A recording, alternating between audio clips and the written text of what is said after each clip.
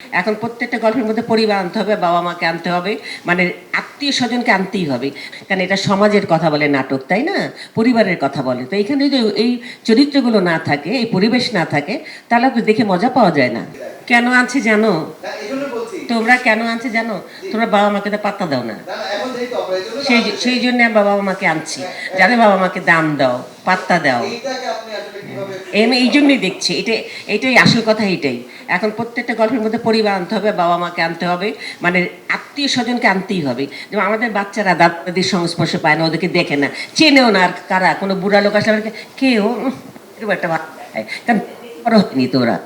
তো কাজেই আমাদেরকে সবাইকে আনতে হবে, দাদা দাদি, নানা নানি, তারপরে আত্মীয় স্বজন, মামা, মানে সব রিলেশনগুলোকে আমাদেরকে পরিষ্কার করতে হবে নাটকের মাধ্যমে, কারণ এটা সমাজের কথা বলে নাটক, তাই না? পরিবারের কথা বলে। তো এখানে যদি এই চরিত্রগুলো না থাকে, এই পরিবেশ না থাকে, তাহলে তো দেখে মজা পাওয়া যায় না। আগে আমরা মজা পেতাম না, আগে দেখতো না পরিবারে অনেকগুলো ক্যারেক্টার আসতো, এখানে ক্যারেক্টার নাই, শুধু আমরাই, এটা তো হয় না। তো এই কারণে তোমাদের যন্ত্রণায় ছেলে পেলে অত্যাচারে আমরা এখন পারিবারিক নাটক করা শুরু করছি।